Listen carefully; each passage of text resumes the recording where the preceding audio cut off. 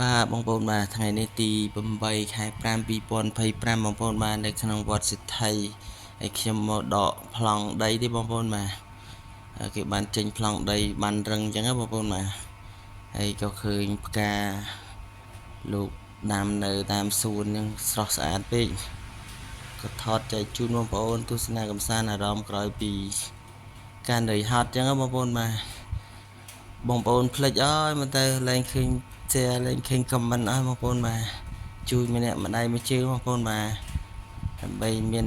កម្លាំងចិត្តនិងផលិតវីដេអូ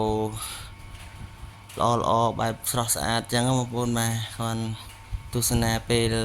សម្រាប់ពីការងារអញ្ចឹងបងប្អូនបាទកុំភ្លេចខ្ញុំពេកបងប្អូនបាទអាសារំលឹកខ្ញុំផងបងប្អូនបាទ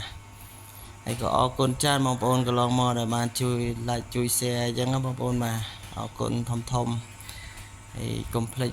ជួយ comment ម្នាក់មួយផងបងប្អូនបាទខុសត្រូវខុសឆ្គងអីយ៉ាងណា